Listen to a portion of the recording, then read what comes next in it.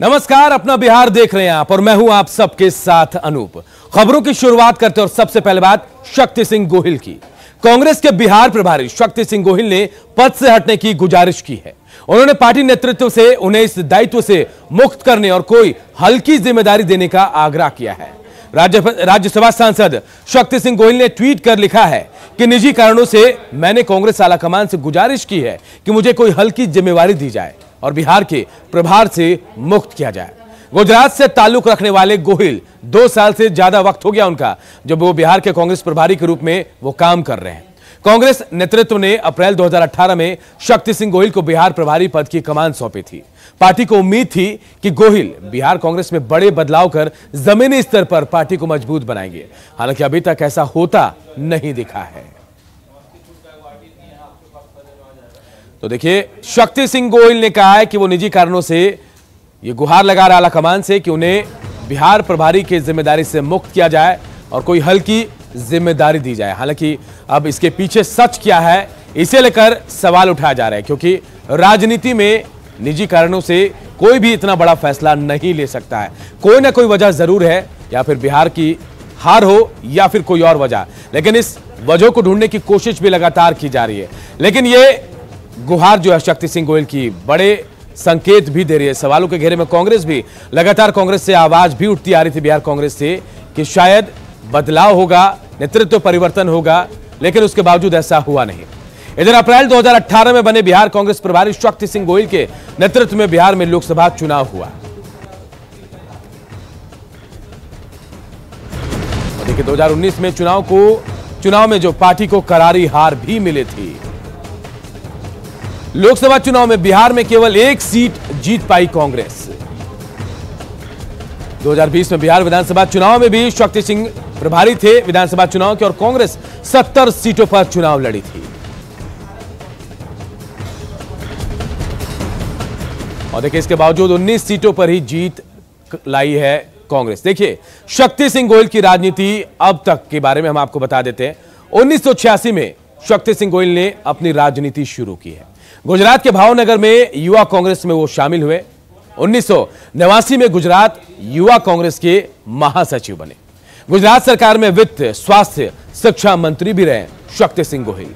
इसके अलावा हम आपको बता रहे हैं 2007 से 2012 तक गुजरात में नेता प्रतिपक्ष भी शक्ति सिंह गोहिल को बनाया गया। 2018 की बात करते हैं तो इसमें बिहार में कांग्रेस प्रभारी पद की बड़ी जिम्मेदारी इनको मिली थी। और देखिए, बहुत अहम सवाल यह कि शक्ति सिंह गोहिल ने यह फैसला आखिर क्यों लिया है। हमारे 2 सहयोगी रंजिता दिल्ली से हमारे साथ जुड़ रहे हैं और अमित कुमार पटना से हमारे साथ जुड़ रहे हैं। सबसे पहले रंजिता के पास चलते हैं। रंजिता, क्या है असल वजह? शक्ति सिंह गोहिल जो है गुहार लगा रहे हैं, अपील कर रहे हैं आलाकमान से कि उन्हें इस जिम्मेदारी से मुक्त किया जाए। राजनीति में निजी कारणों के लिए कोई जगह नहीं होती है। क्या है वजह, असली वजह?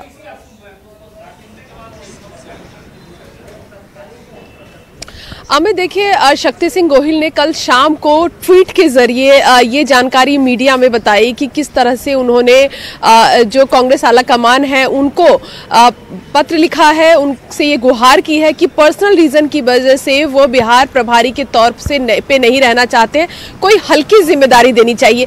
मुझे लगता है कि पिछले जब से मैं कांग्रेस पार्टी को देख रही हूँ तब से मैंने पहली बार कोई इस तरह का रेजिग्नेशन, एक तरह से रेजिग्नेशन या फिर अपने पद से मुक्त होने की बात कही जा रही है। निजी कारण का हवाला दिया जा रहा है।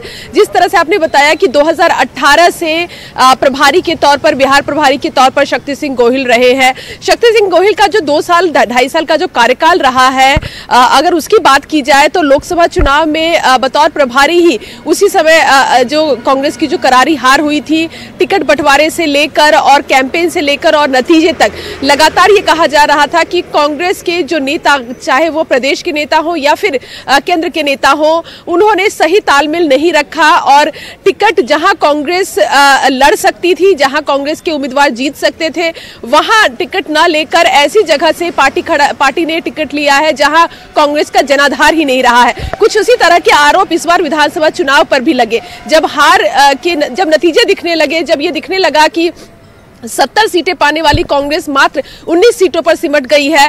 बयानबाजियों का दौर शुरू हुआ और उसके बाद आरोप यह लगाया गया कि कांग्रेस पार्टी में इतनी कुवत नहीं थी कि वो 70 सीटों पर चुनाव भी लड़ पाती, लेकिन 70 सीटें लेकर कहीं ना कहीं महागठबंधन की हार का जो वजह रहा वो कांग्रेस पार्टी ही रहा। शक्ति सिंह गोहिल के इस इस्तीफे से मैं एक चीज कहना चाहूंगी कि लोकसभा चुनाव में जब पार्टी की हार हुई थी उस समय भी शक्ति सिंह गोहिल ने जिम्मेदारी लेते हुए इस्तीफा दिया था, लेकिन उनका इस्तीफा सोनिया गांधी अंतरिम अध्यक्ष उन्होंने स्वीकार नहीं किया और उन्होंने कहा कि आगे भी आपको बिहार की जिम्मेदारी देखनी पड़ेगी। अगर इस बार के विधानसभा चुनाव को देखें तो कहीं ना कहीं शक्ति सिंह गोहिल को यह पता था कि चुनाव के वक्त जो टिकट बंटवारा हुआ है उसमें न सिर्फ प्रदेश के नेता बल्कि केंद्रीय जो नेता है उनके भी नाम सामने आ रहे हैं, क्योंकि जो उम्मीदवार जीतने वाले उम्मीदवार थे उनके टिकट काटे गए। कई ऐसी टिकटें थी जहां होल्ड करके बाद में जो नए लोग हैं उनको, जो पैराशूट उम्मीदवार थे उनको मैदान में उतारा गया। तो ये नाराजगी ग्राउंड लेवल पर नेताओं की रही है और शायद नाराजगी कहीं ना कहीं बिल्कुल नाराजगी शायद केंद्र से भी है शक्ति सिंह गोहिल की, और शायद जो अब वो अपील कर रहे हैं इससे वो नाराजगी भी दिख रहे हैं। अमित भी हमारे साथ जुड़े हुए हैं। अमित, अगर बिहार की सियासत की हम बात करते हैं तो 2018 से प्रभारी रहे हैं शक्ति सिंह गोहिल, लेकिन कोई बड़ी उपलब्धि उनके हिस्से नहीं आई।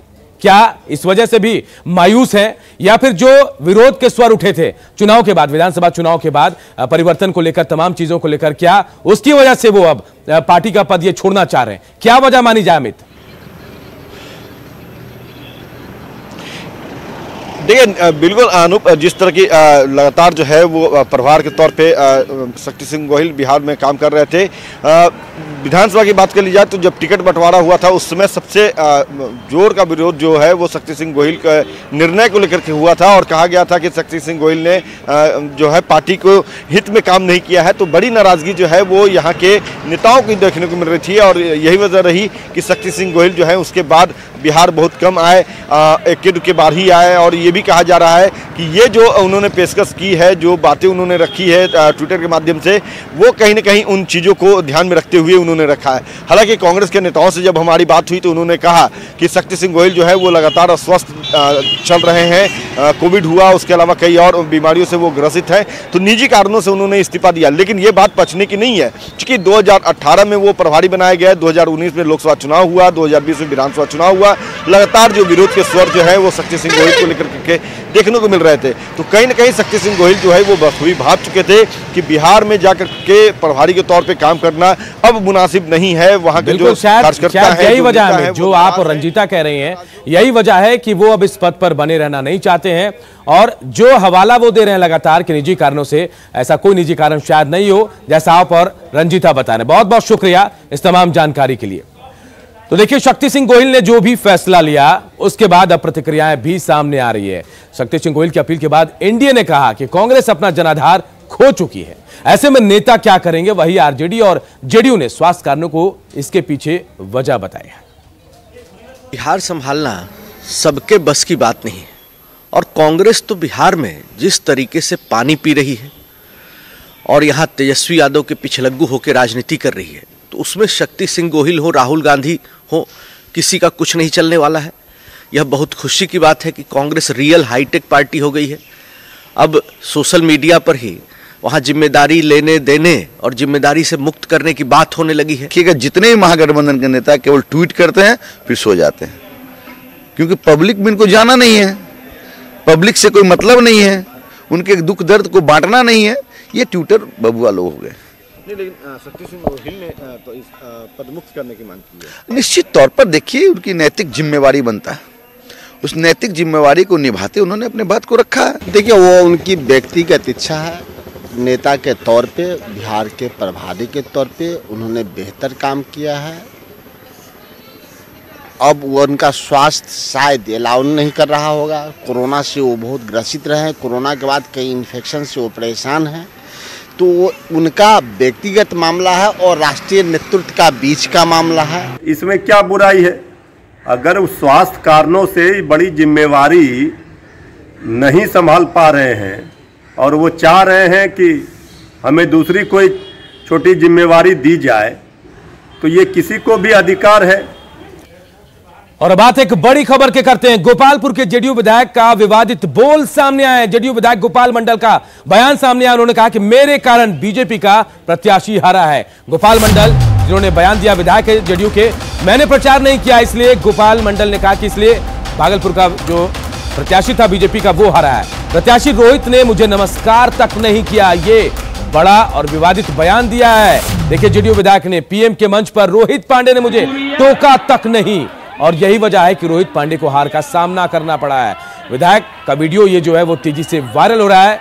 जेडीयू विधायक गोपाल मंडल का ये बयान कहीं ना कहीं हम कह सकते हैं एनडीए में बीजेपी और जेडीयू के रिश्तों में खटास ला सकती है। बेहद अहम और सबसे बड़ी बात कि गोपाल मंडल वही विधायक है, कई बार इनके नाम भी सामने आए, विवादित भी रहे हैं, चाहे जमीन का मामला हो, डांसर के साथ डांस करने का मामला हो, या तमाम चीजें रही हैं।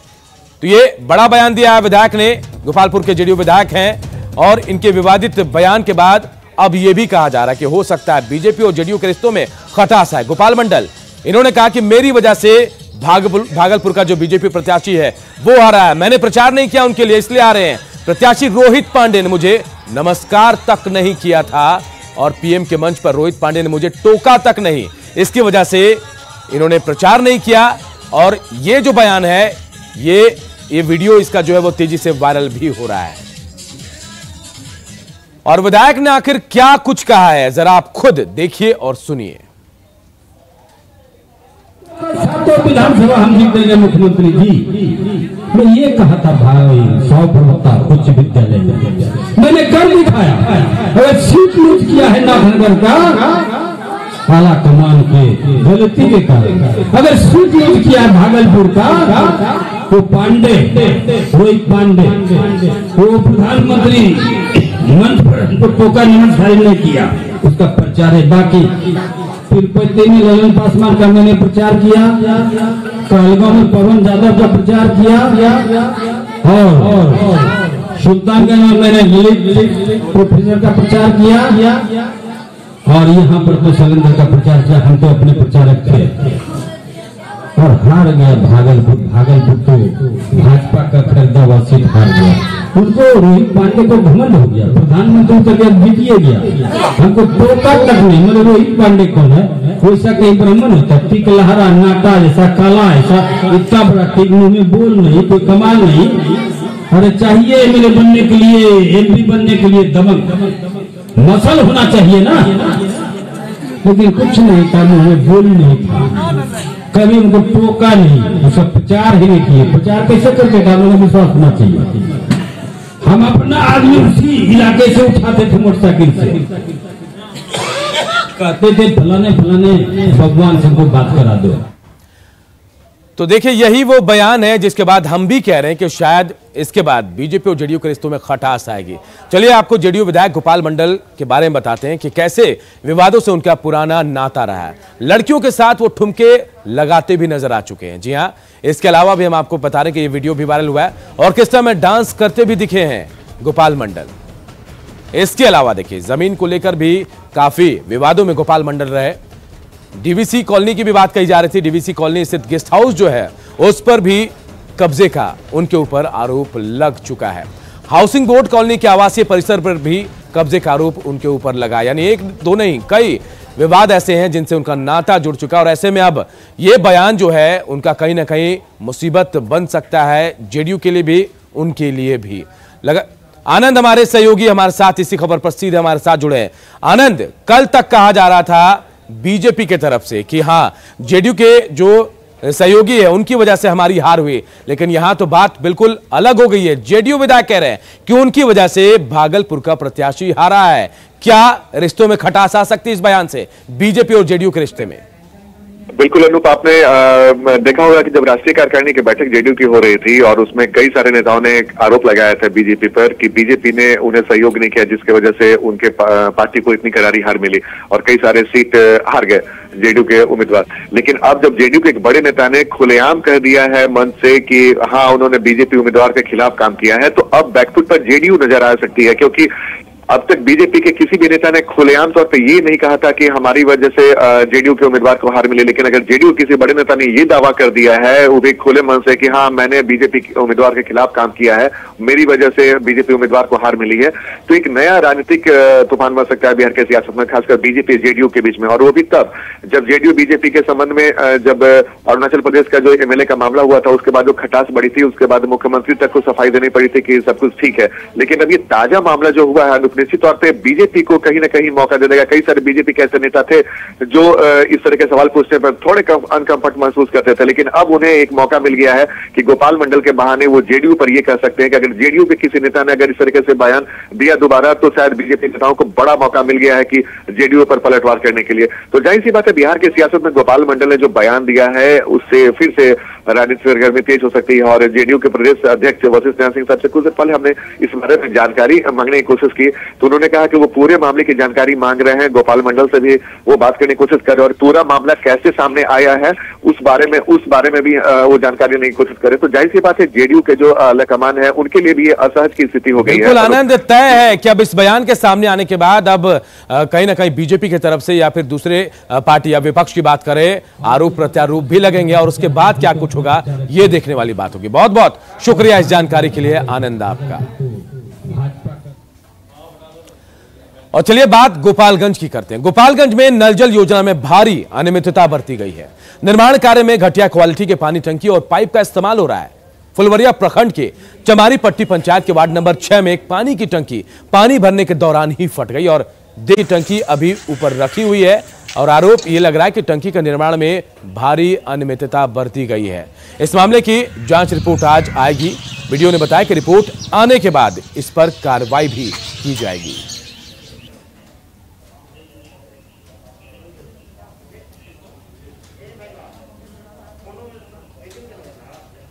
गोपालगंज में सोशल मीडिया पर एक वीडियो खूब शेयर हो रहा था और ये वीडियो था इस पानी की टंकी का जो कि मुख्यमंत्री ग्रामीण पेयजल निश्चय योजना के तहत बनाया गया है। और अभी हम फुलवरिया के चमारी पट्टी में रियलिटी चेक करने के लिए हम आए थे कि आखिर इस पानी टंकी की रियलिटी क्या है। बताया जा रहा था कि जैसे ही ये पानी टंकी को लगाया गया था यहाँ पर, उसको लगाने के बाद जब पानी को जो सप्लाई करने की शुरू की गई तो उसके बाद पानी की टंकी अचानक फट गया और लगातार पानी जो है कई घंटे तक बहता रहा। और जो स्थानीय ग्रामीण हैं वो बता रहे हैं कि इस काम में जो काफ़ी घोटाला हुआ, यहाँ पर पैसे की बंदरबाट हुई जिसकी वजह से जो क्वालिटी था वो मेंटेन नहीं था। और अभी देखिए हम जब पहुँचे हैं इस चमारी पट्टी गाँव में ये जानने के लिए कि पानी टंकी की जो सच्चाई क्या है। और देखिए यहाँ पर एक पानी जो टंकी है उसको हटा दिया गया है और दूसरा पानी टंकी यहाँ पर रिप्लेस करके रखा गया है यहाँ पर। और ये एंगल जो लगा जिस तरह का लगना चाहिए एंगल भी नहीं लगा। मनमानी रूप से कॉन्ट्रैक्टर अपना मिली भगत के से जो भी इसमें जो भी सदस्य हैं पदाधिकारी हैं सबका मिली भगत था, काम किया गया। लेकिन टंकी जब लगा उससे ही टंकी क्रैक था जिसमें उस ठेकेदार से बोला भी गया था या ठेकेदार जो मैंने देखिए क्रैक है तो बोला कि इसको हम बनवा देंगे। जो ग्रामीण हैं और ग्रामीणों का कहना है कि यहाँ पर जो घटिया काम हुआ था और जिसकी वजह से 20 लाख की जो योजना थी वो अचानक जो पानी के भरते ही वो धाराशायी हो गई। तो मुख्यमंत्री की जो यह महत्वाकांक्षी जो योजना है वो धरातल पर जो है उसका रियलिटी यही है कि यहाँ पर जो पानी टंकी जो है बन रहा है और बनने के साथ ही वह ध्वस्त भी होता जा रहा है। मुकेश कुमार, न्यूज़ 18 गोपालगंज। अगर 5 तारीख से नहीं बदलता है तो फिर आगे कार्रवाई की जाएगी। फिर भी हम लोग अपने स्तर से शोकॉज पूछेंगे कि क्यों घटिया सामग्री का प्रयोग किया। इधर समस्तीपुर में पुलिस पब्लिक भिड़ंत हुई है। मछली मारने के दौरान दो पक्षों के लोगों के बीच विवाद हुआ और हालांकि मौके पर पहुंची पुलिस की भी ग्रामीणों से भिड़ंत हो गई। पुलिस पर ग्रामीणों ने पथराव भी किया है। कई पुलिसकर्मियों को चोटें भी आई हैं। सिंघिया के भरीशोर गांव का यह मामला है। तो तस्वीरें भी हम आपको दिखा रहे। देखिए समस्तीपुर में पुलिस पब्लिक की भिड़ंत हुई है और यहां पर दो पक्षों में विवाद की बात सामने आ रही है। और जब पुलिस की टीम यहां पहुंची तो पुलिस वालों पर भी हमला कर दिया गया। कई पुलिस वाले घायल भी हुए हैं। मछली मारने के दौरान विवाद की बात कही जा रही है। तस्वीरों में देखिए आप कैसे विवाद हुआ और उसके बाद मारपीट की नौबत आ गई। एक्सक्लूसिव तस्वीरें न्यूज़ 18 बिहार झारखंड के टीवी स्क्रीन पर हम आपको दिखा रहे हैं। मुकेश हमारे सहयोगी हमारे साथ इस खबर पर जुड़े हुए हैं। मुकेश, क्यों यह विवाद हुआ और अभी क्या स्थिति है वहां पर? जी अनूप, ये पूरा मामला भरीशौर गांव का है जहां पर पिछले कई दिनों से इस मामले को लेकर के तनाव था और पड़ोस के ही गांव जो रुबडिहुली गांव है, वहां के संजय मुखिया के द्वारा भड़सौर गांव के सोसाइटी के द्वारा ये सार्वजनिक पोखर है उसको लिया गया था और उसमें इन्होंने मछली पालन किया था। जब ये उस तालाब से मछली निकलवाने के लिए जाते हैं तो इनका विरोध होता है, ग्रामीण इन्हें मछली निकालने से रोक देते हैं, जिसके बाद संजय मुखिया के द्वारा प्रशासन से गुहार लगाई जाती है, जिसके बाद फिर पुलिस बल के साथ मछली निकालने के लिए लोग पहुंचते हैं और उसके बाद वहां पर ग्रामीण और पुलिस के बीच झड़प हुआ और उस झड़प इतना भयावह रूप ले लिया कि ग्रामीणों की तरफ से जो जानकारी मिली है तीर धनुष से भी हमला पुलिस के ऊपर किया गया है। कई पुलिसकर्मी को चोटें भी आई है, महिला पुलिसकर्मी भी इसमें थे, उनके साथ भी धक्का मुक्की की गई थी। मुकेश, अभी कैसे हालात है वहाँ पे? जी, वहाँ पर स्थिति को पुलिस के द्वारा बल प्रयोग करके संभाल लिया गया है। हालांकि वहाँ गांव में इस घटना को लेकर के तनाव बनी हुई है। जी अनूप। चलिए, बहुत बहुत शुक्रिया इस तमाम जानकारी के लिए। तो समस्तीपुर में मछली मारने को लेकर विवाद हुआ दो पक्षों में और सुलझाने गई विवाद को पुलिस के ऊपर भी पथराव कर दिया गया। कई पुलिस वाले भी इस मारपीट में घायल हुए हैं। इधर स्कूल और कॉलेज खुलते ही सोशल डिस्टेंसिंग की धज्जियां उड़नी शुरू हो गई है। मुंगेर जिले के एसबीएन कॉलेज गढ़ी रामपुर का एक वीडियो सोशल मीडिया पर इन दिनों तेजी से वायरल हो रहा है। इसमें छात्र सोशल डिस्टेंसिंग की धज्जियां उड़ाते दिख रहे हैं। बताया जा रहा है कि स्नातक पार्ट 1 की परीक्षा को लेकर एडमिट कार्ड बांटा जा रहा था और इसे लेने के लिए छात्र छात्राओं की काफी भीड़ यहां इकट्ठी हो गई। तस्वीरों में आप देखिए कि कैसे छात्र एक दूसरे के ऊपर चढ़कर और धक्का मुक्की करते हुए एडमिट कार्ड ले रहे हैं। कॉलेज प्रशासन की लापरवाही की वजह से छात्रों ने कोरोना गाइडलाइन का पालन नहीं किया। गाइडलाइन जारी होने के बाद भी कॉलेज की लापरवाही सामने आई है। हालांकि न्यूज़ 18 इस वायरल वीडियो की पुष्टि नहीं करता है। अररिया में भूमि माफिया का मनोबल जो इतना बढ़ गया कि रात के अंधेरे में जेसीबी लगाकर सरकारी स्कूल की बिल्डिंग को ही गिरा दिया गया। दरअसल मामला फारबिसगंज के मध्य विद्यालय करबला का है। बताया जा रहा है कि जिस स्कूल के लिए दादा ने जमीन दान की थी उसी जमीन को पोते ने बेच दिया। इस पूरे मामले पर फारबिसगंज एसडीएम ने केस दर्ज कर लिया है। माफिया के खिलाफ कार्रवाई की अब वो बात कह रहे हैं। मामला ये हुआ कि रात में 3 गो जेसीबी लगाकर ये स्कूल का पुराना भवन को तोड़ दिया गया है और इसमें भू माफिया के द्वारा जो है इस जमीन को हड़पने के नियत से ऐसा कार्य किया गया है। हम लोग चाहते हैं कि इस पर जितना भी भू माफिया है, जिसका भी नजर इस पर पड़ा है, उस पर एफआईआर होना चाहिए। हाँ, जैसा कि हमें भी ज्ञात हुआ अभी थोड़ी देर पहले कुछ अज्ञात शरारती तत्वों के द्वारा या अज्ञात भू माफिया के द्वारा इस तरह के कृत्य किए गए हैं और इस कुकृत्य के वो सजा भुगतेंगे, बिल्कुल भुगतेंगे। और मैं आप लोग के वादा करता हूँ कि जो भी इसमें कुकृत्य में शामिल होंगे उनके बख्शे नहीं जाएंगे और उनसे वो एक एक ईंटा का दाम वसूला जाएगा। और बाढ़ का टाल इलाका अब विकास के मुख्य धारा से जुड़ेगा। बेलची प्रखंड के फतेहपुर से रतनपुरा गांव के बीच जो है महाने नदी पर बराज पुल का निर्माण हो रहा है। इस पुल के निर्माण में 17 करोड़ रुपए की लागत आएगी। फरवरी तक निर्माण पूरा हो जाएगा। बराज पुल के बन जाने से दियारा के 40 गांव के किसानों को सालों भर पानी मिलेगा। इस बराज पुल का जायजा लिया हमारे सहयोगी अनिरुद्ध ने। टाल क्षेत्र के लिए बराज पुल ये वरदान साबित होने जा रहा है। कहा जा रहा है कि फरवरी महीने में ये विभाग को हैंड ओवर कर दिया जाएगा और इस पुल से लगभग 40 गांव के लोगों को बहुत ज़्यादा लाभ मिलने वाला है। कब ये पूरा होगा काम और इससे क्या लाभ मिलेगा, हमारे साथ गांव के लोग ही मौजूद हैं, उनसे पूछते हैं कि क्या काम चल रहा है और कब तक इनको लाभ किसानों को मिलेगा। तो ये क्या काम हो रहा है, कब तक ये पूरा होगा? ये फरवरी लास्ट तक काम समाप्त हो जाएगी और इससे मैंने पटवन के लिए विशेष रूप से बराज बनाया जा रहा है कि 40-50 गांव, इसे जो पहले एक फसल होती थी अब 3-3 फसल उपजा सकते हैं किसान। और कितना लागत लग रहा है इसको बनने में? लगभग मैंने मालूम, हमको जानकारी है कि 17 के आसपास है। 17 करोड़ का फसल लग रहा है। इससे पहले क्या परेशानी होती थी किसानों को? मैंने किसानों को मैंने मसूरी रबी पैदा उपजाने में भी किसान को बोरिंग करना पड़ता था, पटाना पड़ता था, वो सब आवश्यकता नहीं पड़ी। बराज से यहाँ से 40 किलोमीटर तक पानी रहेगा बराज बनने से। और इससे क्या होगा कि जो टाल का जो है दोनों तरफ नहर है उसमें पानी चल जाएगा, उससे किसान सब दिन पानी ले सकता है। माने पटवन का खेती बहुत आसान हो गया है टाल के लिए। अनिरुद्ध, न्यूज़ 18 बाढ़। और अपना बिहार के इस बुलेटिन में इतना ही, लेकिन खबरें लगातार जारी है। आगे देखिए जोहार झार।